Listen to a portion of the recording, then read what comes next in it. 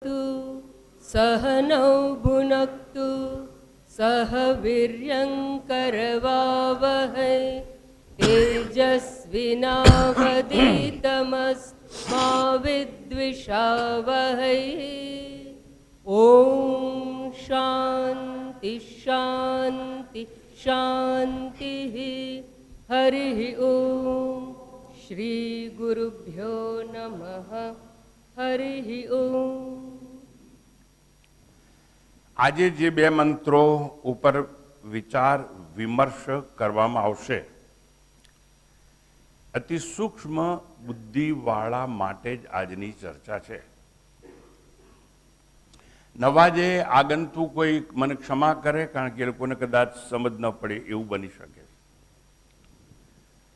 અને જે લોકો જૂના છે એ લોકોએ બુદ્ધિ કસી અને અત્યારે બેસવું પડશે. આ એક યાત્રા છે જેમાં તમારે ટિકિટ નથી લેવાની. આ એક યાત્રા છે જેમાં તમારી આંખો બંધ રાખશો તો ચાલશે. આ એક એવી યાત્રા છે કે જેમાં તમારું મન પણ અહીંયા હાજર નહીં હોય તો પણ ચાલશે. આ એક એવી યાત્રા છે કે જેમાં માત્ર તમારી સૂક્ષ્મ બુદ્ધિ છે એનો જ મારે ઉપયોગ કરવાનો છે. હવે એ યાત્રા પર જવા માટે આપણે બે મંત્રોનો સહારો લઈશું. ફરીથી એકવાર અધ્યાય 1 વલ્લી 3 મંત્ર 10 અને 11 એક સાથે. પાનો નંબર 317. ઇન્દ્રિયેભ્યઃ પરાહ્યર્થાઃ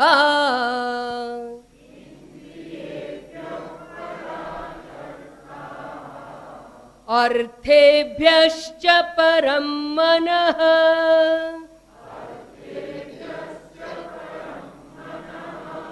મનસસ્તુ પરા બુદ્ધિઃ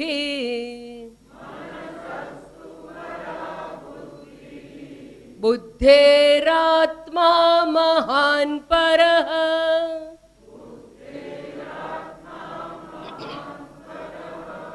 મહતઃ પરમવ્યક્તમ અવ્યક્તાત પુરુષઃ પરઃ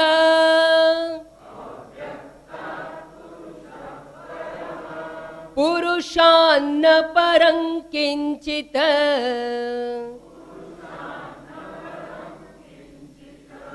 સા કાષ્ઠા સા પરાગતિઃ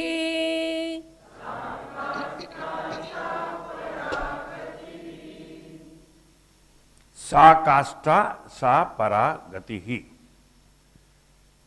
આ બંને મંત્રોનું ઉચ્ચારણ કરાવવામાં આવ્યું અને ત્યારબાદ આપણે એના શબ્દોનો અર્થ જોઈશું અને ત્યારબાદ ફ્રી ટ્રાન્સલેશન એટલે મુક્ત ભાષાંતર અને ત્યારબાદ તત્વની વિચારણા અનુક્રમે આપણે આગળ જઈશું.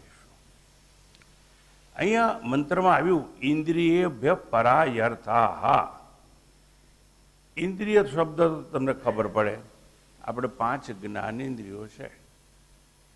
આંખ છે, કાન છે, નાક છે અને ત્વચા છે વગેરે. આ 5 જ્ઞાનેન્દ્રિયોના સંદર્ભમાં કંઈ કહ્યું આપણને. ફરતી એકવાર આ વિવેક યાત્રા છે. એમાં એવું કે ઇન્દ્રિયેભ્ય એટલે ઇન્દ્રિયો કરતા, એટલે 5 જ્ઞાનેન્દ્રિયો કરતા પરાહા. પરા એટલે પર છે, પણ માત્ર પર છે એવો અર્થ નહીં લેવાનો. જ્ઞાનેન્દ્રિયો કરતા પરાહા એટલે પર નહીં, પર તો ખરું છે. એટલે એનો અર્થ છે જ્ઞાનેન્દ્રિયો કરતા જે સૂક્ષ્મ છે તે. પણ માત્ર સૂક્ષ્મ છે એવો અર્થ નહીં લેવાનો. પરાહા એટલે બળવાન છે તે એવો અર્થ પણ થાય. એટલે ઇન્દ્રિયો કરતા જે બળવાન છે તે, અને માત્ર સૂક્ષ્મ અને બળવાન બે અર્થ નહીં લેવાના. પણ ઇન્દ્રિયો કરતા જે શ્રેષ્ઠ છે તે. ઇન્દ્રિયો નિમ્ન છે અને આ શ્રેષ્ઠ છે એવા અર્થે પરાહા શબ્દનો પ્રયોગ કરવામાં આવેલો છે. એટલે એવું કહ્યું, ઇન્દ્રિયો કરતા પરાહા શ્રેષ્ઠ બળવાન કે સૂક્ષ્મ છે તે ખરેખર તો અર્થાહા. અને અર્થ એટલે અર્થ નહીં લેવાનો, શબ્દનો અર્થ. અહીંયા અર્થનો તત્વાર્થ છે. અર્થ એટલે વિષય.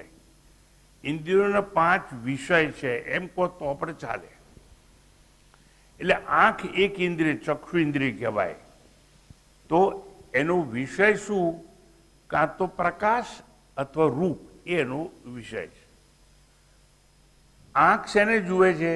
પ્રકાશને. અંધારામાં તો આંખ કંઈ જોઈ જ ના શકે. એટલે આંખનો વિષય છે પ્રકાશ. અર્થાહા. અર્થ એટલે કોઈનો શબ્દનો અર્થ એવું નહીં, અર્થ વિષય. અને વિષય એટલે ઇતિહાસ, ભૂગોળ, ગણિત, એ વિષયો નહીં જે નિશાળમાં કોલેજમાં ભણતા હતા. અહીંયા વિષય એટલે આંખનો વિષય. આંખ કાં તો રૂપને જુએ, કાં તો તેજ એટલે પ્રકાશને જુએ.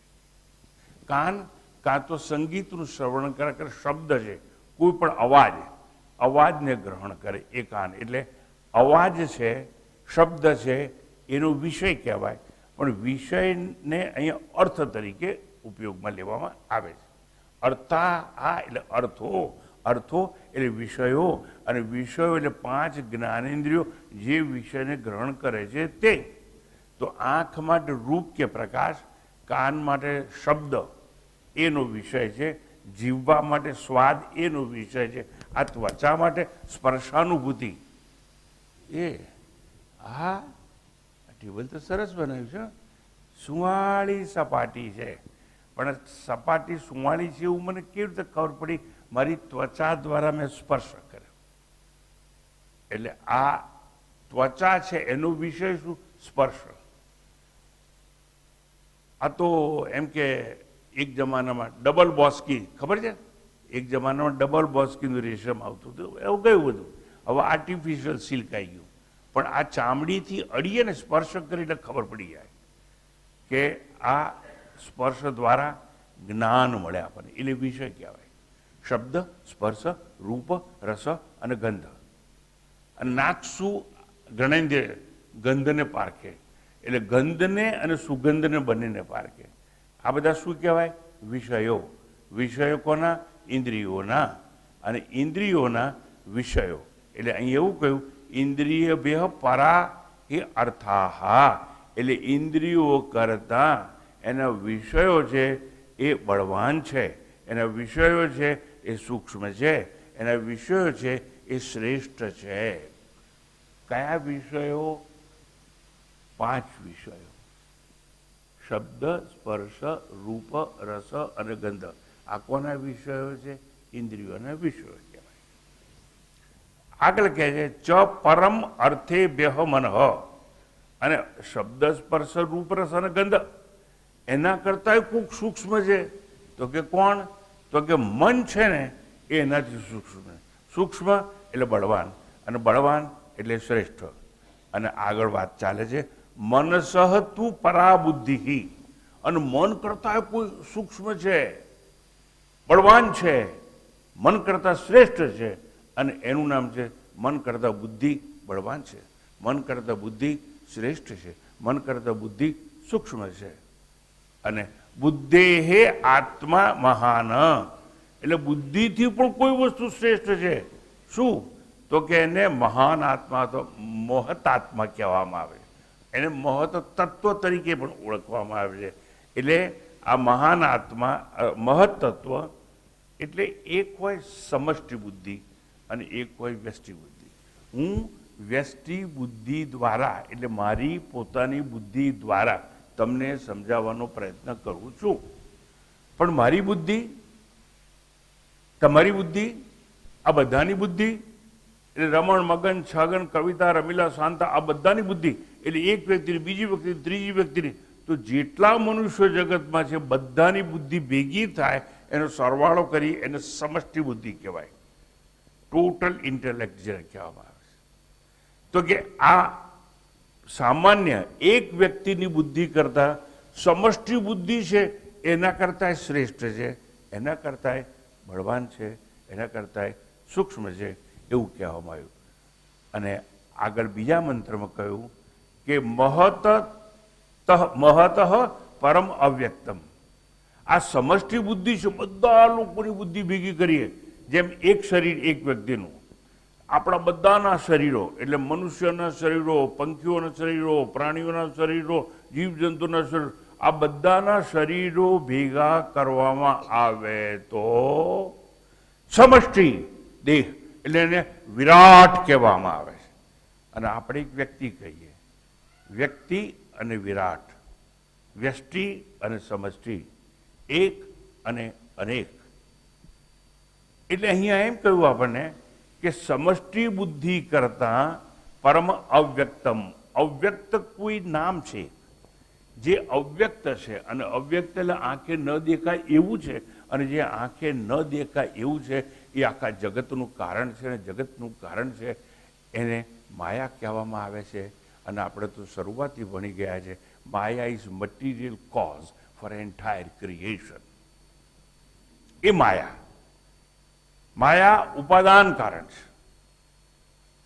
હવે સમષ્ટિ બુદ્ધિ કરતા એટલે મહત તત્વ કરતા માયા એનાથી પણ સૂક્ષ્મ છે, શ્રેષ્ઠ છે, બળવાન છે.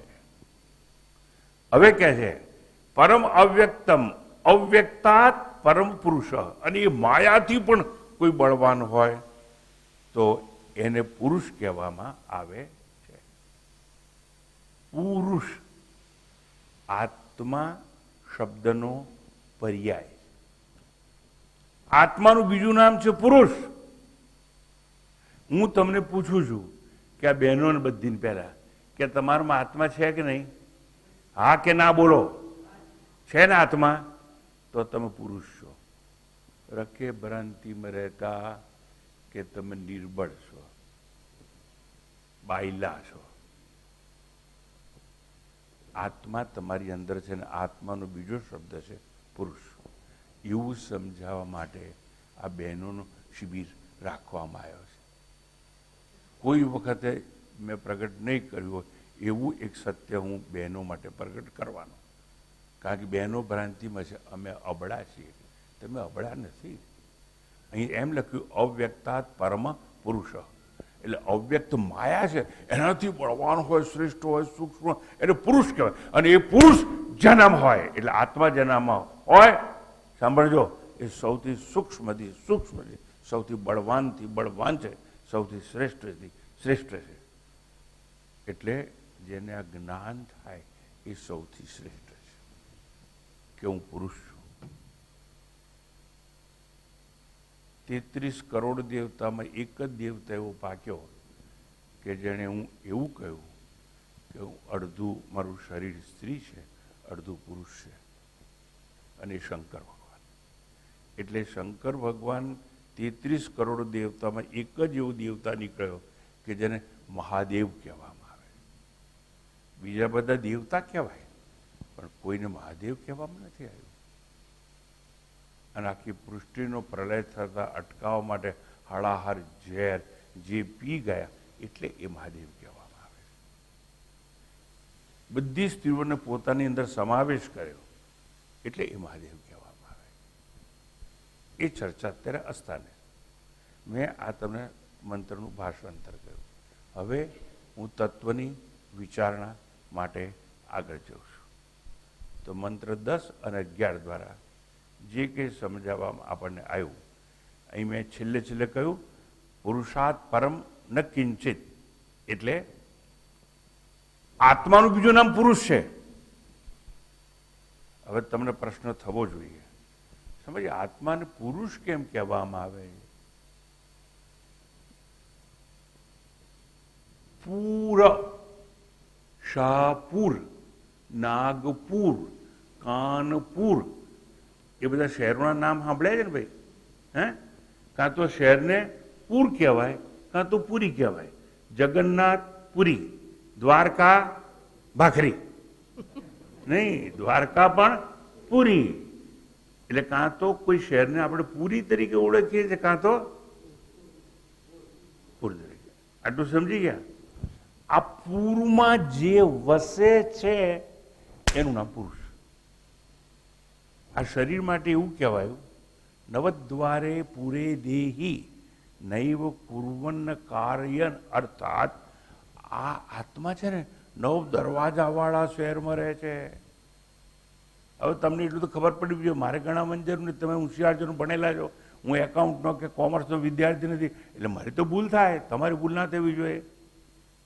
શરીરમાં જેટલા જેટલા કાણા છે એને દરવાજા કહેવાય. દરવાજો એટલે શું? એમાં અંદર કોઈ જઈ પણ શકે અને બહાર નીકળી શકે, એનું નામ દરવાજો. તો આંખના 2 કાણા, કાનના 2 કાણા, નાકના કેટલા? 2. કેટલા થયા? કેટલા થયા? મોઢું 1. અંદર કોળીઓ જાય ખરું, ઉલટીથી બહાર નીકળે ને? ના, તમને તો ઉલટી નહીં થતી હોય. એટલે શિષ્ણ અને કુદા કેટલા થયા? બધા 9 દરવાજા થયા. તો 9 દ્વારે પૂરે દેહી, પૂર એટલે આ શરીર, અને 9 દરવાજાવાળા શહેરમાં જે વસે છે, એટલે 9 દરવાજાવાળા પૂરમાં જે વસે છે, પૂરમાં વસે છે, આ તો પૂર્વમાં સૂઈ જાય છે, એને પુરુષ કહેવામાં આવે છે. અને એ પુરુષ એટલે આત્મા અંદર રહેલો બધા ઉપર નિયંત્રણ કરે. આંખ, કાન, નાક, મન, બુદ્ધિ બધા પર નિયંત્રણ કરે, પણ પોતે દેખાય નહીં, અવ્યક્ત છે. અમે એટલું સમજાવ્યું કે એને પુરુષ કેમ કહેવામાં આવે.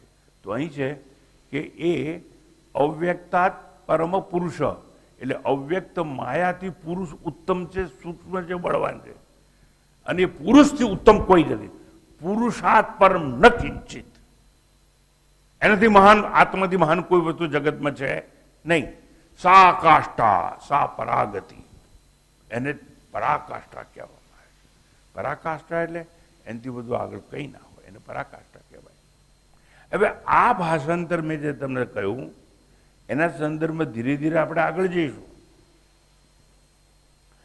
આ માયા કાર્ય છે.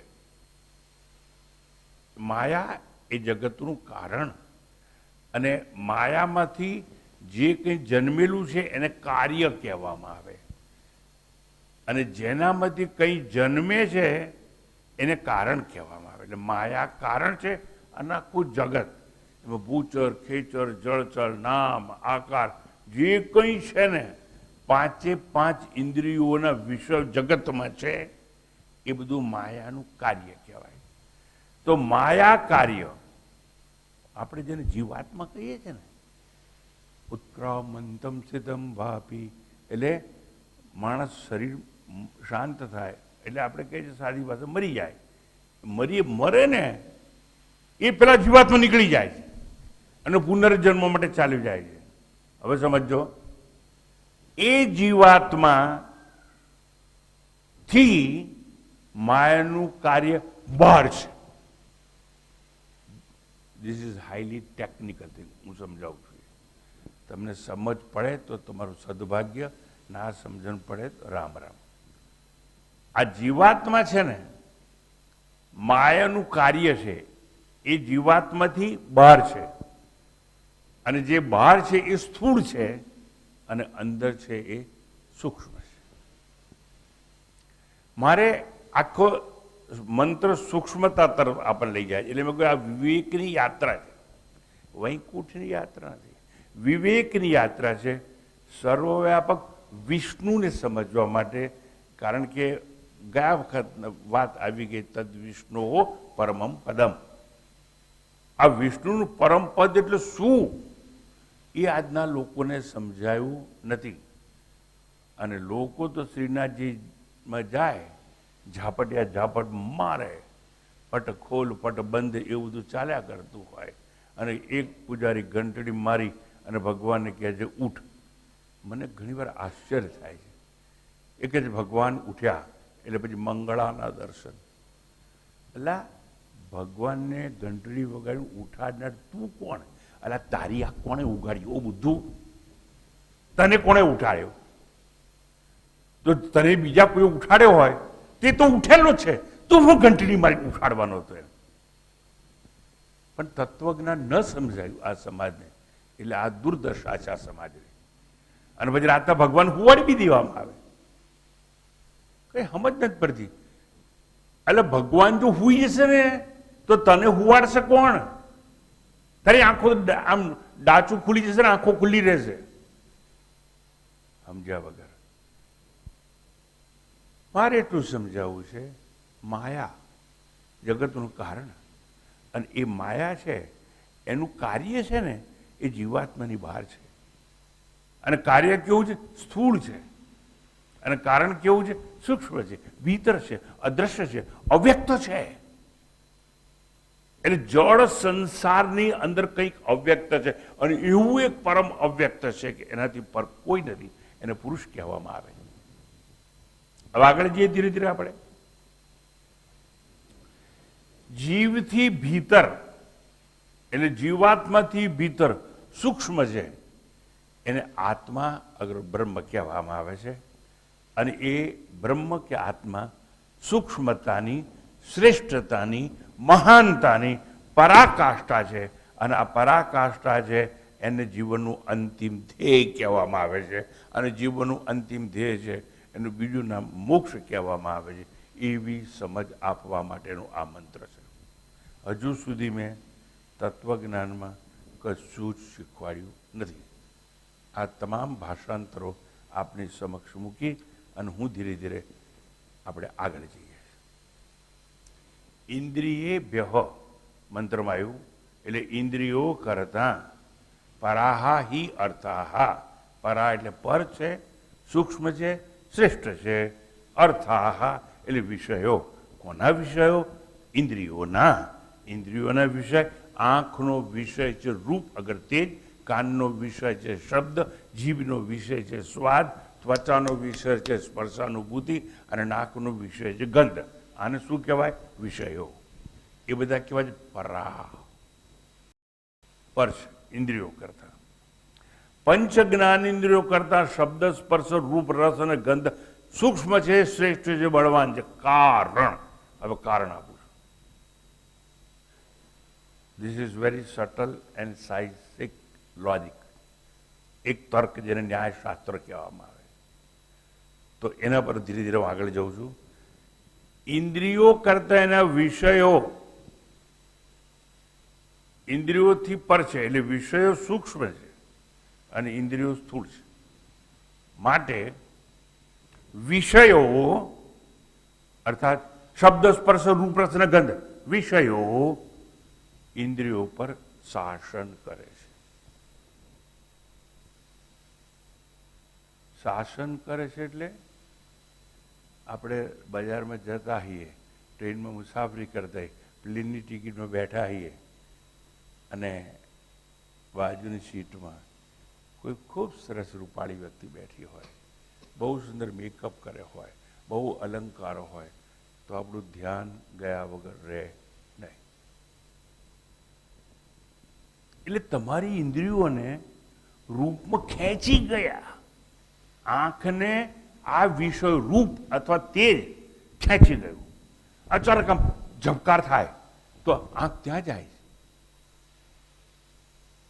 ચોમાસામાં ઘનઘોર ઘટાદાર વાદળા હોય, પણ વાદળામાં નજર ઓછી જાય, પણ વાદળામાં જાય અને જો વીજળી ચમકે જે દિશામાં આમ જોઈએ અને થોડી વાર એટલે પ્રકાશની ગતિ અને અવાજની ગતિમાં બહુ મોટું અંતર છે. એટલે પહેલા સાંભળજો બરાબર, વીજળી દેખાય અને પછી વાદળા ગરજે. વિજ્ઞાનવાળાને ખબર હોય આ બધું. તો મારે તમને એ કહેવું છે, આંખ કાં તો પ્રકાશ તરફ આકર્ષાય અને કાં તો રૂપ તરફ આકર્ષાય. એટલે ઇન્દ્રિયોના વિષયો ઇન્દ્રિયો કરતાં બળવાન છે, એટલે ઇન્દ્રિયોને એ તરફ ખેંચી જાય. તમે સાંજના નર્મદા કિનારે પેલા બાંકડા પર બેસજો અને ક્યાંયથી અવાજ આવશે ને, અને જો કોઈ સંગીત હોય, જો કોઈ ફ્લૂટ વગાડતું હોય અથવા વીણા ચાલતી હોય અથવા કંઈ પણ સંગીતનો અવાજ આવે, કાન તરત એ બાજુ જાય છે. એટલે અવાજ આવતાની સાથે આપણે આમ જોવાનો ટ્રાય કરીએ છીએ. શું કરવા આપણે આમ જોવાનો પ્રયત્ન કરીએ છીએ? આપણે માણસ છીએ માટે. આ બાજુ વાંસળી વાગતી હોય ને તો ગાય હોય ને એ આમ માથું ફેરવીને જુએ નહીં, કારણ કે ભગવાને એના કાનની રચના એવી કરી છે કે જે દિશામાં અવાજ આવે ત્યાં કાન જાય. તમે જો બકરી હોય, ઘોડો હોય, ગાય હોય, એ લોકોના કાન આમ જાય આમ ફરે. તમારા કાન ના ફરે, તમે માણસ છો એટલે તમારું ડાચું ફરે. એટલે સામે પકડીને ફેરવું પડે ના, એની મેળે. કારણ કે એ વિશ્વમાં એટલી તાકાત છે કે તમારી ઇન્દ્રિયોને ખેંચી જાય એ દિશામાં. એટલે શબ્દ કે સંગીત એ વિષય છે અને એ તમારા કાનને એ દિશામાં લઈ જાય. રૂપ કે તેજ તમારી આંખની દિશામાં લઈ જાય. એટલે જો વિષયોને બળવાન કહ્યા છે, કેમ કે ઇન્દ્રિયો ઉપર એ શાસન કરે છે, ઇન્દ્રિયોનું એ નિયમન કરે છે. ઇન્દ્રિયોને સાંભળજો, ઇન્દ્રિયોને પોતાની તરફ દોડાવે છે. જે વિષય ઇન્દ્રિયોનો બહાર હશે ને અને એ વિષય જો તૈયાર થશે તો તમારી ઇન્દ્રિયોને ખેંચીને ત્યાં લઈ જશે, દોડાવે. ઇન્દ્રિયો દોડાવે છે એટલું જ નહીં, ઇન્દ્રિયોને ક્ષીણ કરી દેશે. કોઈ પણ ઇન્દ્રિયો દ્વારા ભોગ કરશો ને તો ભવિષ્યમાં એ ઇન્દ્રિયો ક્ષીણ થઈ જશે.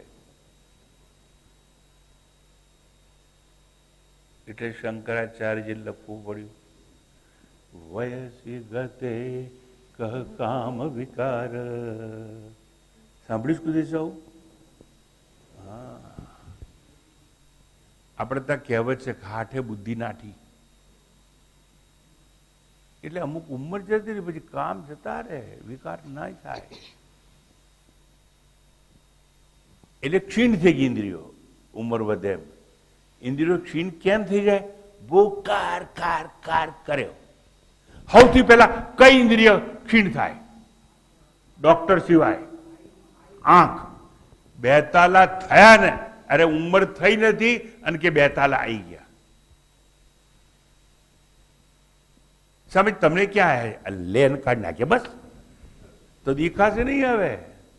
એટલે ચશ્મા છે ને ભાઈ, એની જરૂર પડે ઉંમર વધે એમ. કેમ? હવે સાંભળજો, પહેલી પણ એ જ જરૂર પડે અને ઉંમર વધે એટલે પણ એની જરૂર પડે.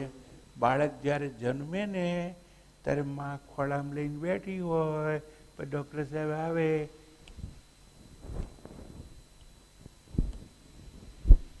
એટલે એને શું જોયું?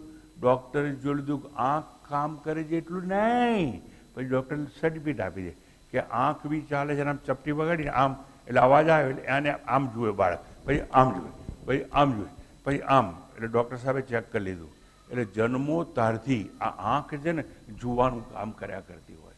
એટલે આંખે જોવાનું કામ કર્યું, આંખે રૂપના આકારના ભોગનું કામ કર્યું. એટલે આંખ ક્ષીણ થતી ગઈ અને 42 વર્ષ આવે તો લો ચશ્મા લાવો. First victim is nobody but our eye. ટૂંકમાં મારે તમને સમજાવવું છે કે ઇન્દ્રિયો ધીરે ધીરે ક્ષીણ થતી જાય. ઇન્દ્રિયોને આકર્ષી અને વિષયો ધારી દિશામાં દોડાવે. એટલે વિષયો સૂક્ષ્મ છે, બળવાન છે અને શ્રેષ્ઠ છે. એટલે કયું સંસ્કૃતમાં? ઇન્દ્રિયભ્ય પરાહી અર્થાહા. એટલે ઇન્દ્રિયો કરતા 5 ઇન્દ્રિયોના વિષયો વધુ બળવાન છે. માત્ર બળવાન નહીં, સૂક્ષ્મ છે. માત્ર સૂક્ષ્મ અને બળવાન નહીં, શ્રેષ્ઠ પણ છે. ઇન્દ્રિયો પાસે આ ભોગ કર્મ કરાવે છે. કોણ? વિષયો. ટીવી નતો આવ્યો ને ત્યારે મને યાદ છે કે યુવાન છોકરાઓ ભેગા થઈ અને એક પાનના ગલ્લા પાસે ઉભા રહે. શું કરવા? બિના કા ગીતમાં લાવે. શું કેમ ભેગા થયા છે? નહીં, ચોટી પર કયું ગીત આવે છે એ જોવા. આ તમારે નાની ઉંમરના તો ખબર નહીં હોય આ બધું. અમારા જમાનો એવો હતો.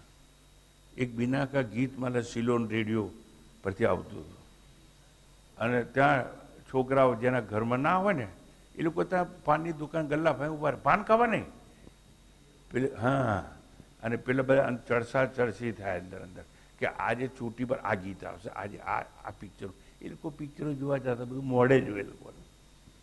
એટલે હું શું સમજામાં, ઇન્દ્રિયો પાસે ભોગ કર્મ કરાવી ઇન્દ્રિયોને વિષય થકવી નાખે છે, ઇન્દ્રિયોને વિહવળ કરે છે, ઇન્દ્રિયોને તોફાને ચડાવે છે, ઇન્દ્રિયોને વિચલિત કરે છે, ઇન્દ્રિયોને બે ધ્યાન કરે છે. એટલે વિષયો ઇન્દ્રિયો કરતા સૂક્ષ્મ છે, બળવાન છે, શ્રેષ્ઠ છે એવું કહેવામાં આવે છે. સમજીએ તમે જોર જોરથી બોલે ને એટલે અમને આમ સંભળાય ખરું પણ સમજાતું નથી. સરસ, એ તો મને ખબર હતી, કંઈ વાંધો નહીં, તમને સમજાય એવી વાત કરી દઈએ. હું 20 વર્ષ એક નારાયણ આશ્રમની જગ્યા છે ને હિમાલયમાં, ત્યાં 20 વર્ષ મેં ગાળ્યા આ ભરૂચના આ રેવા તટે આવતા પહેલાં. જે આશ્રમો ચાઇના બોર્ડર પર મેં 20 વર્ષ ગાળ્યા, લોકો તદ્દન અભણ. હું જ્યારે ગયો પહેલાં પહેલો 3.5 મહિનાની પદયાત્રા કરી, ભીખ માગતો માગતો ગયો, અને ત્યાં પહોંચ્યો. પહેલા દિવસે મેં પૂછ્યું કે મારી આ કુટિયા બંધ કરું? એટલે મેં પૂછ્યું એ લોકોને કે ચાબી તાલા કિધર હે? તો કે ચાબી તાલા ક્યાં હોતા હે? એટલે હું સમજી ગયો કે કોઈ કોઈના ઘરમાં તાળું મારતું નથી. એ દિવસ મારો પહેલો પ્રસંગ હિમાલયનો. એટલે મેં કીધું કે ફરતી હું આવું પૂછીશ નહીં કે ચાવી શું તાળું શું. હું આ વાત એટલે કરું છું કે તમને ખ્યાલ આવે કે કેટલા નિર્દોષ લોકો, આખા ગામના ગામ, કોઈના ઘરમાં તાળું નહીં. એને અમારી ભાષામાં ચીટકન કહેવાય. ચીટકન એટલે પેલું હોલડ્રાપ જેવું. પણ હાંકળ મારે પણ તાળું નહીં. એટલે તમે કોઈને બી ઘરમાં હાંકળ ખોલીને જઈ શકો. એટલે એ પ્રદેશની વાત કરું છું. શું કરવા? ઇન્દ્રિયો કરતાં વિષય સૂક્ષ્મ છે એવું સમજાવવા માટે. પછી મને એમ થયું કે આ લોકો બિચારા મારી બહુ સેવા કરે છે, એકાદ છોકરાને ચલો મારા વર્ષમાં એક વાર હું એ વખતે નીચે ઉતરતો હતો, અને મારે જ્યાં પ્રવચનો થાય ત્યાં જવું. ઈશ્વરે પ્રવચન યાત્રાની શરૂઆત અમદાવાદથી કરાવી.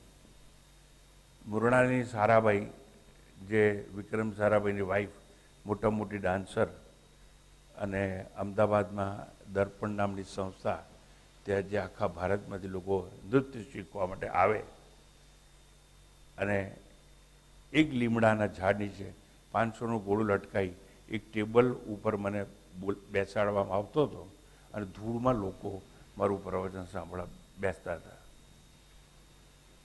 ત્યાં રોડની બાજુમાં એક કાર, અને કારને અઢેલી 2 બહેનો ઊભી હતી, શકુંતલા દેસાઈ અને મુરણાની સારાભાઈ.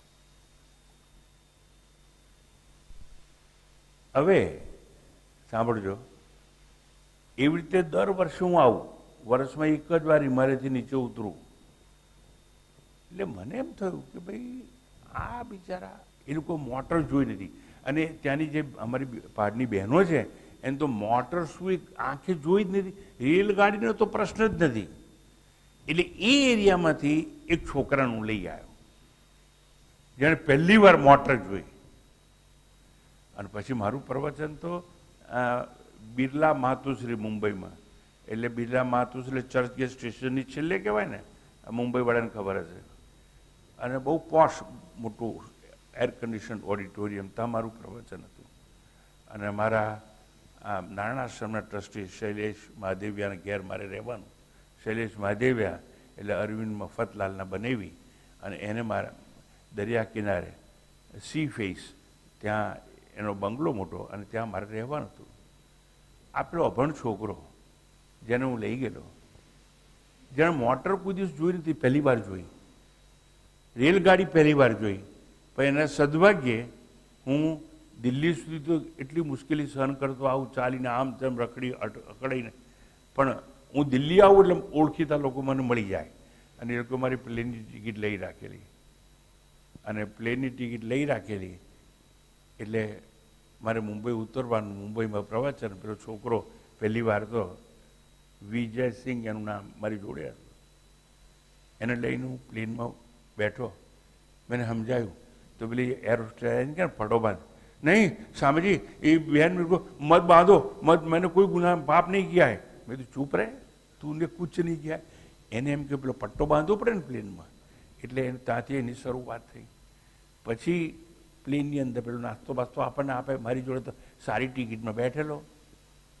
એટલે પછી મેં તો તું ખા, તો કે वो बहन जी तो इतनी अच्छी है, वो लेके आती, मैं खाना लेके आऊँ, नहीं तेरे को नहीं जाना, તું બેઠ. એટલે પછી એને બધી ડીશો આલ્યું.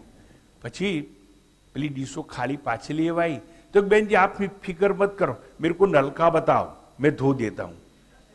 એને બી કશું જ એને જીવનમાં ખબર ના હોય એની વાત કરું છું. પછી ઠીક છે, એરપોર્ટ પર અમે ઉતર્યા, મારે જેને ઘેર મહેમાન જવું હતું તો મને સ્વાગત કરવા માટે બધા લોકો આવ્યા હતા, અને મારું પ્રવચન હતું એટલે જે લોકો બીજા આયોજકો બધા ભેગા થયા હતા. ભીડમાં હું બેઠો હતો, અને પછી પેલો મને ઈશારો કરે કે સુટકેસ કિધર રખું, આપકી સુટકેસ કિધર. હજુ તો અમે જેવા ગયા ને સ્વાગત પર બેઠા હતા, પછી मैंने बोले देख जा ये मकान में जा और सबसे अच्छे से अच्छी रूम होगी ने वो मेरे लिए होगी, उधर तू रख दे, क्लीन नीट होनी चाहिए. કારણ કે એને બિચારો મારી જ સેવા કરે, એટલે એને એમ કે સ્વામીજીને આ સુટકેસ મૂકવું ક્યાં, એટલે તો ગયો સુટકેસ લઈને. અને પેલા ઘરના લોકોને ખબર કે સ્વામીજીનું માણસ છે એટલે તો જોયું, અને પછી મને કે રખ દિયા હે, ચૂપ, એ લોકો સાથ बात करता हूँ, तू बैठ. पर थोड़ी बात कर, मैंने कह रहे बहुत अच्छा कमरा है आपका. એટલે મેં કીધું क्या है, तो क्या आपके कमरे में नल भी है. ચાલો મરી ગયો, मेरे कमरे में नल, એટલે એને टाइल्स वाली પેલી बाथरूम જોઈ ને मोटी मोटी, तो उसमें तो नल भी है और बैठने का भी कुर्सी भी है ऐसा. એને ખોલીને કમળું જોયેલું નહીં, એ વાત તો પતી ગઈ. પછી અમે જ્યારે ઉતરીને એના ઘરમાં જતા હતા ને, એટલે એને તો બિચાર હું ભૂલી ગયો કે આને લિફ્ટ શું છે ખબર નથી. એટલે પછી લિફ્ટમાં સામાન મૂકી અને પેલું બટન દબાવી, કમરા ઉડતા હે, કમરા ઉડતા હે, સ્વામીજી રોકો કોઈ. મેં તું ચિલ્લા મત, કુછ કમરા બમરા ઉડતા નહીં હે. હવે આગળ વાત ચાલે છે, મારી જે સમજાવું છે. પછી જેને કે એનું મહેમાન હતો, એનો જે काम करना હતો, એને મેં કીધું જા ये लड़के को इधर घुमा के ला किधर. પછી રોડ ઉપર ફૂટપાથ પર નીકળ્યો ભાઈ. આમ મુંબઈને જે મોટા મોટા બે સ્ટોર કહેવાય ને એ એરિયામાં સીફેસ પાર્ક, એટલે તો એ જોજો સાંભળજો, એ છોકરાને એ ભાઈનો માણસ લઈને નીકળ્યો બધું બતાડવા, આમ જોયો આમ જોયો. પછી એક જગાથી પસાર થતા હતા, પછી એને જોયું, અને જોતા જોતા એની નજર એક સ્ત્રી ઉપર પડી, અને એટલી રૂપાળી સ્ત્રી. અને પછી દબાક દઈને બૂમ મારી. એને શું થયું, સમારકામ ચાલતું હતું, ગટરનો રિપેરિંગ, એટલે ખાડામાં પડ્યો. પછી મને વાત કરતો, મેં ક્યાં હુआ, एक बहन जी इतना अच्छा कपड़ा पहन के वहाँ खड़ी थी, तो मगर मैं उसके पास गया, उसकी आंख भी नहीं हिलती है, कुछ नहीं. પેલા સ્ટોરમાં પ્લાસ્ટર ઓફ પેરિસના પૂતળા હોય ને, અને વેચવા માટે નહીં સાડીઓ બાડીઓ પહેરાઈ હોય. એટલે હવે જોજો હું શું સમજાવું છું. પ્લાસ્ટર ઓફ પેરિસની પેલી છોકરીની મૂર્તિ ફેશનેબલ કપડામાં સજ્જ, અને એને જોવા જતા ગટરના ખાડામાં પડ્યો. હું તમને એ પ્રશ્ન કરું છું, પ્લાસ્ટિકની જડ મૂર્તિ જીવતા માણસને ખાડામાં પાડી શકે તો જીવતી હું ના કરી શકે? પ્લાસ્ટર ઓફ પેરિસનું પેલું પૂતળું પેલી સાડીઓની દુકાનમાં બહાર મૂકેલું, અને જો જડ મૂર્તિ તમને ખાડામાં પાડે ને તો જીવતી બૈરી માફ કરજો. આ લોકોને જ અનુભવ, મને નહીં. હું શું સમજાવવા માગું છું, આ રૂપ છે ને, આપણી આંખ છે, કાં તો રૂપ તરફ આકર્ષાય, કારણ તો તેજ તરફ આકર્ષાય. અને જીવતી સ્ત્રી કેવું પતન કરે એ તો જેને ખબર પડી હોય, અનુભવ હોય એને ખબર પડે. અહીં કહે છે ઇન્દ્રિયભ્ય પરાહી અર્થાહા. આંખ અને કાન ઇન્દ્રિય છે, આંખ અને કાન ઇન્દ્રિયો છે. એવી ઇન્દ્રિયોને મર્યાદા છે. મર્યાદા એટલે ઇટ હેઝ લિમિટેશન્સ. અને એને સંપૂર્ણ જ્ઞાન થાય નહીં ઇન્દ્રિયોને. હવે ટેકનિકલી આપણે આ ધીરે ધીરે આગળ જઈએ. આંખનો વિષય છે પ્રકાશ. ચોપડીઓના ખોટા ભાષાંતરોમાં રૂપ લખ્યું છે. I don't accept it. કોઈ પણ રૂપ, કોઈ પણ રંગ તમને કેમ દેખાય? નાઉ ડોક્ટર્સ બી કેરફુલ. આ રંગ કેવો છે? બ્લુ છે કે નહીં? હા કે ના? તમે કેવી રીતે કીધું કે આ બ્લુ રંગ છે? આ ભગવો રંગ લાલ છે કે નહીં? હા કે ના? તમે કેવી રીતે કીધું કે આ ભગવો છે? પ્રકાશના કિરણો જે સરફેસ ઉપર પડે અને આ સરફેસ ઉપર પડી આ લાઈટ અને એ પરાવર્તિત થાય અને પરાવર્તિત થઈ આપણી આંખમાં આવે. આપણી આંખમાં બે જાતના કોષ છે. એકને કહેવાય સળીકોષ, બીજાને કહેવાય શંકુકોષ. It is known as rods and cones. અને અમુક રંગનું પ્રત્યક્ષીકરણ એટલે પરસેપ્શન કરે, અને અમુક હોય એ આકારનું પ્રત્યક્ષીકરણ એટલે પરસેપ્શન કરે. પણ સૌથી પહેલાં જે થાય એનું નામ છે sensation. Sensation plus meaningful suggestion equal to perception. એટલે બધી ચોપડીમાં ઊંધું લખ્યું છે. હું ઓથેન્ટિક કહું છું કે આંખનો વિષય રૂપ નહીં, પ્રકાશ. આપણે જે કંઈ જીવનમાં જોઈએ છીએ એ પ્રકાશ દ્વારા દેખાય છે. અને કોઈ પણ સરફેસ ઉપર પ્રકાશના કિરણો પડી અને ત્યાંથી પરાવર્તિત પાછા આવે એટલે રેટિના ઉપર પડે અને ત્યાં આ બે જાતનો કોષ હોય. અમુક આકારનું પ્રત્યક્ષીકરણ કરે, અમુક રંગનું પ્રત્યક્ષીકરણ કરે. હું ધીરે ધીરે આગળ જઉં છું. આ પ્રત્યક્ષીકરણ પહેલા આ સરફેસ ઉપર પ્રકાશના કિરણો પડે તો આ રંગના અર્થો લઈ અને આપણી રેટિનાની અંદર દાખલ થાય ત્યારે કંઈક છે, કંઈક છે. સામેથી આવતું હોય ધૂંધળું વાતાવરણ, કોણ છે ખબર નથી, કોણ છે ખબર નથી, કંઈક કોક આવી. જાનવર નથી, માણસ છે, માણસ છે, માણસ છે, માણસ છે, પણ સ્ત્રી છે, ના પુરુષ છે, પુરુષ છે, પુરુષ છે, પુરુષ છે. હા, રમણભાઈ શાહ. હા, આ Ramanbhai Shah. There is perception. કંઈક છે, દેર ઇઝ સેન્સેશન. એટલે ઇમેજ આપણી રેટિના પર પડી. પણ પછી જ્યારે ઓળખાણ થાય ને કે આ રમેશભાઈ શાહ છે, એને પ્રત્યક્ષીકરણ કહેવાય. એટલે પહેલાં થાય નામ sensation plus meaningful suggestion equal to perception. એટલે પ્રત્યક્ષીકરણ એવી એક વસ્તુ છે કે જે બુદ્ધિમાં ગ્રહણ થાય અને ઇન્દ્રિયોમાં જે પકડાય, ગ્રહણ થાય સંદેશાઓ. હા, હવે જો ઇન્દ્રિયો કરતાં અર્થો સૂક્ષ્મ છે, બળવાન છે, શ્રેષ્ઠ છે એવું સમજાવવા માટે આ માતાજી કરું છું. હવે આગળ જવું ધીરે ધીરે કે આ આંખમાં આપણને જે દેખાય છે ને એ અધૂરું છે.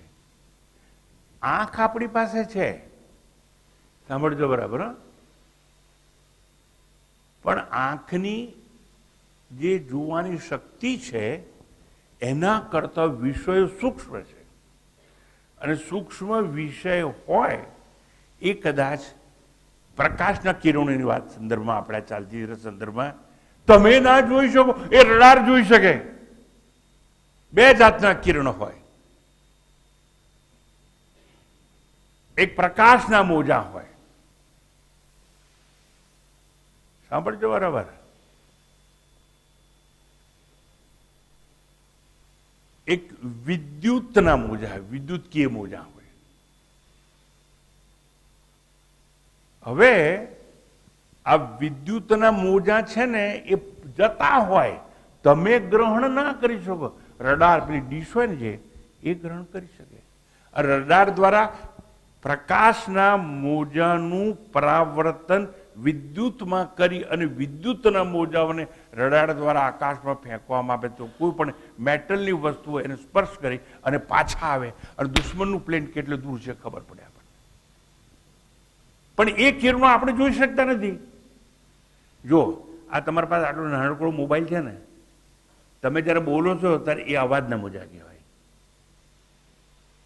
એટલે વિદ્યુત મોજાને અવાજના મોજામાં પરાવર્તિત કરી અને મોકલવામાં આવે એટલે તમારા આ નાના પેલા મોબાઈલ દ્વારા તમે બધું સાંભળો. પણ એ મોજા તમે ના જોઈ શકો, તમે ના પારખી શકો, પણ મશીનો નીકળ્યા છે અર્થઘટન કરી આપે એવું. આ તો આંખના સંદર્ભમાં વાત કરી. એવું ને એવું નાક, બીજી ઇન્દ્રિય, ઘ્રાણેન્દ્રિય. તમે સ્મગલર છો, તમે ચોર છો, અથવા ભૂલે ચૂકે તમારા સામાનમાં કહો કે કંઈ હશીશ મૂકી દીધું, તે તમને આંખે ના દેખાય. એટલે પેલા સરકારના કૂતરા હોય ને, એ કૂતરો લઈને આવે પેલો માણસ, અને કૂતરો સૂટકેસને ઊંઘે અને કહી દે કે આમાં છે પકડ ખરા. એટલે મેં શું સમજાવ્યું તમને કે તમારી ઇન્દ્રિય કરતા વિષયો છે એ સૂક્ષ્મ છે. જે માણસ સૂંઘી શકતો નથી એ કૂતરા સૂંઘી શકે છે. અને આ જ વસ્તુ મેં સમજાવી. It is applicable to all 5 senses of perception. એટલે 5 જ્ઞાનેન્દ્રિયોના સંદર્ભમાં આ સમજાવું છું. મારી પાસે ઘણી વાતો છે ડિટેલમાં કરવા માટે. એક દાખલો બીજો આપું કે બહુ શરૂઆતમાં જ્યારે સ્પેસમાં માણસોને મોકલવામાં આવતા હતા, પણ માણસને જીવતો મોકલ્યો ને એ પહેલાં કબૂતર મોકલવામાં આવતા હતા. અને તમે લાયકા નામની કૂતરીને મોકલવામાં આવી હતી. જો તમે બહારનું થોડું વાંચતા કરતા હો તમને ખબર પડે. કારણ કે સ્પેસમાં શું છે એ લોકોને ખબર પડે, એ લોકો રેકોર્ડ કરાવતા. ટૂંકમાં વિષયો સૂક્ષ્મ છે કોના કરતા? ઇન્દ્રિયો કરતા. એવું મારે તમને સમજાવવું છે. એના સંદર્ભમાં મેં તમને થોડીક વાત કરી અને થોડી ટેકનિકલ વાત પણ કરી. એટલે અવાજના જે મોજા રેડિયો કે યંત્રો ગ્રહણ કરે એ આપણા કાનથી એ મોજાને ગ્રહણ કરી શકાતા નથી. અને ધ્વનિ ઇન્દ્રિયો કરતાં, ઇન્દ્રિયો એટલે કાન કરતાં ધ્વનિ સૂક્ષ્મ છે એવું મારે સમજાવવું છે. અને ધ્વનિના મોજા કાં તો રડાર ગ્રહણ કરે છે, કાં તો પ્રાણીઓ વધારે કરી શકે છે. સૌથી પહેલાં જે કબૂતર રોકેટમાં મોકલવામાં આવ્યું હતું એ કબૂતર પાસે રંગને ઓળખવાની બહુ જબરજસ્ત શક્તિ હોય છે. અને અત્યારે એ વાત કરતો નથી, મારો વિષય જુદો થઈ જાય. એટલે કે how animal or birds travel, એની બધું બહુ થિયરી સિદ્ધાંતો છે આપણી પાસે. કારણ કે પક્ષીઓ બધા એક જગ્યાએથી ઉડી અને બીજા જગ્યા 5000 માઇલ દૂર જતા હોય અને દર વર્ષે એ તળાવના કિનારે ઉતરતા, તો એ લોકોને દિશા સૂચન કેવી રીતે મળે છે? હવે એ તમને કહું. વિષુવવૃત્ત વચ્ચે છે, પછી કર્કવૃત્ત અને મકરવૃત્ત, ઉત્તર ધ્રુવ અને દક્ષિણ ધ્રુવની વચ્ચે આવે. હવે દરેક જગ્યાએ પૃથ્વીનું ચુંબકીય ક્ષેત્ર જુદું જુદું હોય.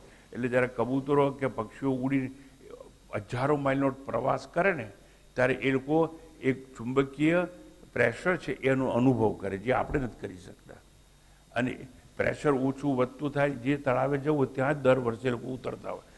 અમદાવાદ પાસે નળ સરોવરમાં વિદેશી પક્ષીઓ આવતા હોય. એવી રીતે અમુક જગ્યાએ જાતના પક્ષીઓ આવતા હોય. પણ ઘર કેવી રીતે સુધી દિશા સૂચન મળે? તો આપણા કરતાં એ લોકોને સૂક્ષ્મ વિષયો એ લોકો પાસે હોય છે. માટે ટૂંકાણમાં મારે તમને એટલું જ સમજાવવું હતું કે આ ઇન્દ્રિયો કરતાં વિષયો સૂક્ષ્મ હોય છે. પ્રકાશનો રંગ અને ધ્વનિના મોજા જે રેડિયો ગ્રહણ કરે એ આપણી ઇન્દ્રિયો ગ્રહણ કરી શકે નહીં. ચક્ષુથી એટલે આપણી આંખ નામની ઇન્દ્રિયથી એ સૂક્ષ્મ હોય છે અને ઇન્દ્રિયોથી વિષયો સૂક્ષ્મ છે એવું આ મંત્રમાં કહેવામાં આવ્યું.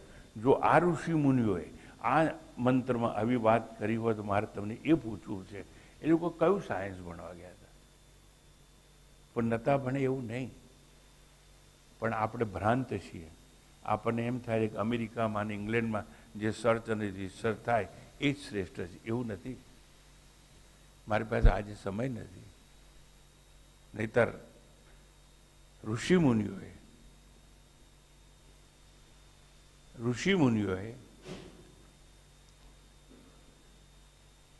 સિઝેરિયન કર્યું છે.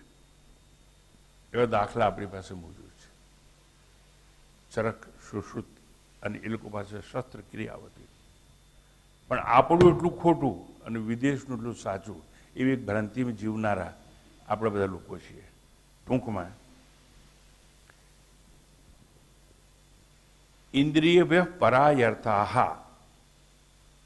હવે આ ફોટો છે ને એ આચાર્ય શું કહે છે એ કહું છું. આદિ શંકરાચાર્ય ઉત્પત્તિના ક્રમમાં મનુષ્ય, બહુ સુંદર વાત કરી, મનુષ્ય જન્મ પૂર્વે ઇન્દ્રિયો જન્મે તે પૂર્વે શબ્દ, સ્પર્શ, રૂપ, રસ અને ગંધ છે એવા વિષયો હતા. ના કરતા તો પૂજા આજથી શરૂ કરજો. પરમાત્મા તમને રેડ કાર્પેટ ટ્રીટમેન્ટ આપીશ. તમે 5 ઇન્દ્રિયો લઈને જન્મો ને એ પહેલા ઇન્દ્રિયોના વિષયોને તૈયાર કરવામાં આવે.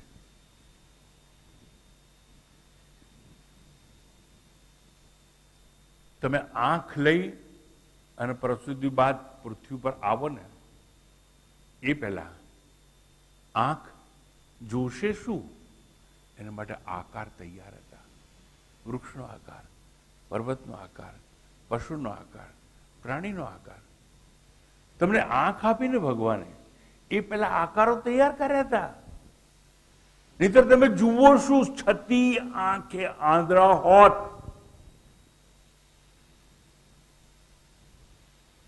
વિષયો જો ના હોત, રૂપ જ જો ના હોત તો તમારી આંખ જુએ તો શું?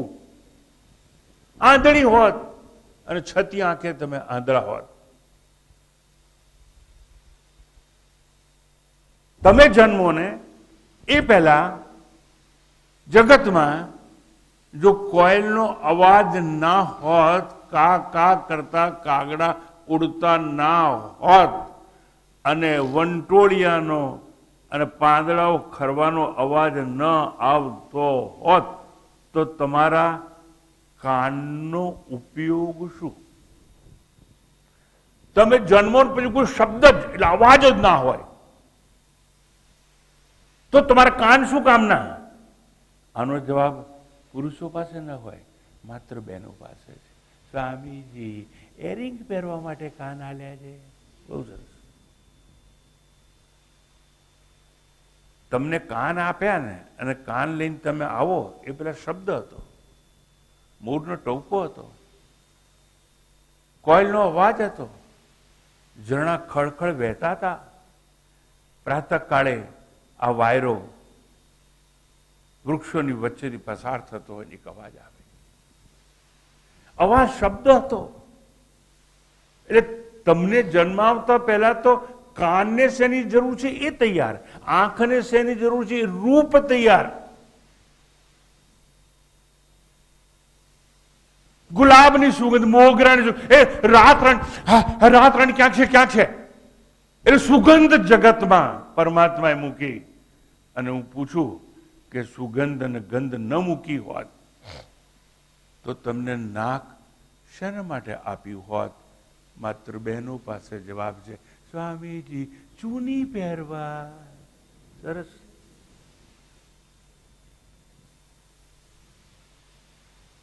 જાત જાતના સ્વાદ તમને જીભ આપીને એ પહેલા આંબલીનું ઝાડ મૂક્યું, ખાટા ખાટા કાતરા ખાવા. કેરીઓમાં મધુર રસ મૂક્યો, આંબો ઉગાડેલો તૈયાર હતો. તમે જન્મો એ પહેલા.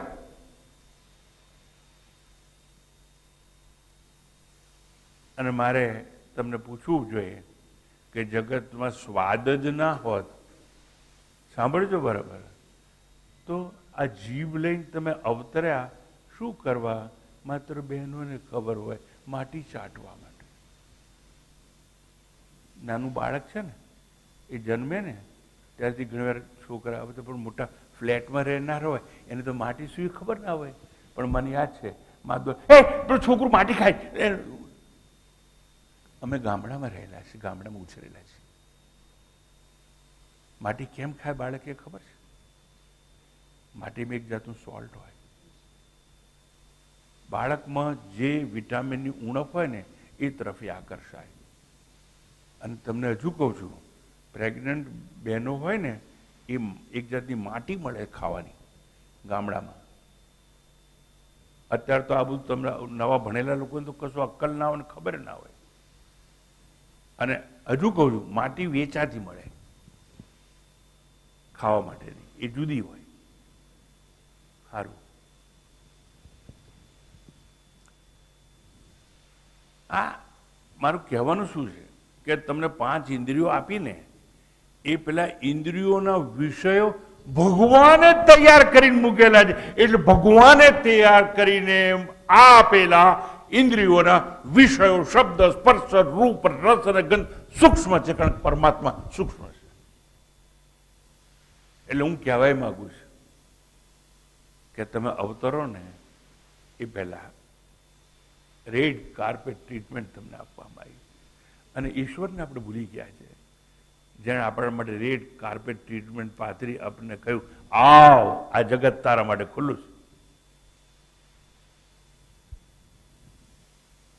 હવે ટેકનિકલ વસ્તુમાં જઉં છું.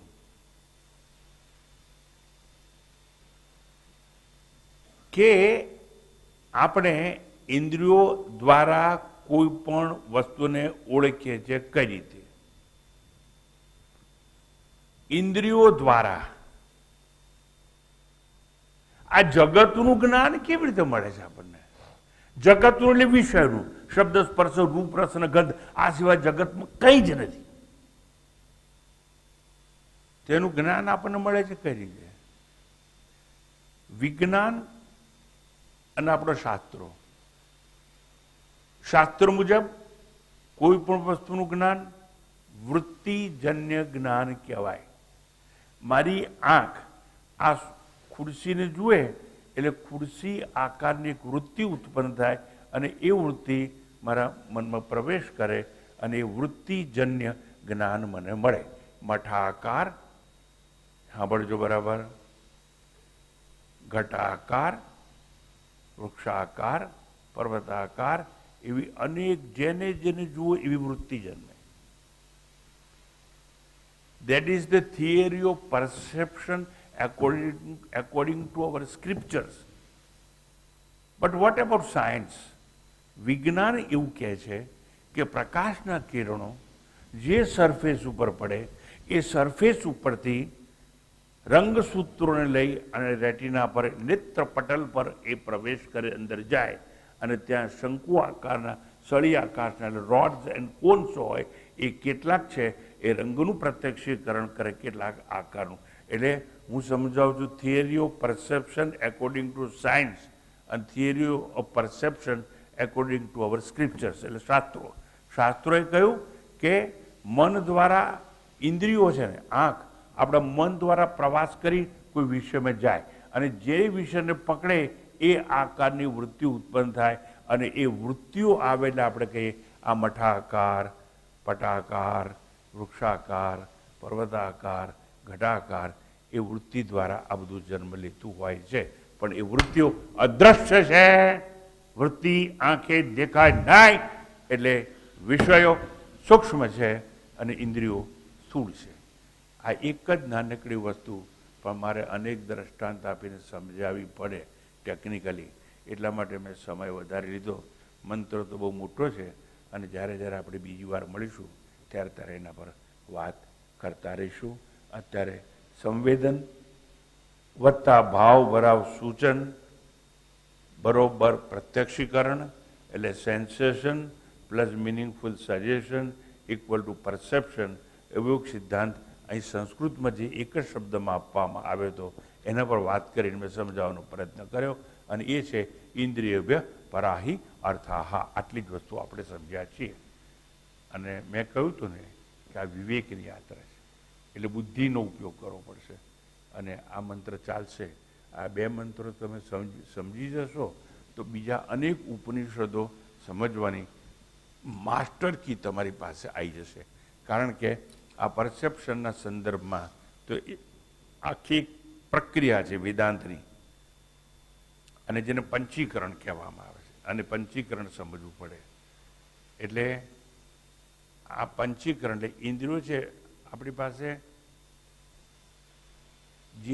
જેટલા બધા વિષયો છે ને અને આપણે તમે બધાને કહો છો ને કોકટેલ અમે પીવા ગયા હતા એટલે એમાં સફરજન હોય ચીકુ હોય કીડું હોય એ બધાને નાખીને ફર કરે એટલે એક રસ થઈ જાય ને એવી રીતે આ ઇન્દ્રિયોના વિષયો છે ને એનું પંચીકરણ થયું એ પહેલાંની એક પ્રક્રિયા અને પહેલાંની પ્રક્રિયા એટલે તન્માત્ર રૂપે આ બધું હોય અને એ વખત શુદ્ધ સ્વરૂપમાં હોય.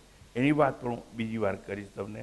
અને પંચીકરણ થયા બાદ એટલે આ પાંચે પાંચ સત્વ રજસ અને તમસ આ બધાના ભેગા કરેલા બધું ભેગું થઈને ભેળસેળ થઈ અને જ્યારે કંઈક વસ્તુ ઉત્પન્ન થાય તો શેમાંથી શું બન્યું, આંખ શેમાંથી બની, કાન શેમાંથી બન્યા, જીભ શેમાંથી, એ બધું સમજાવવાનો પ્રસંગ આવશે.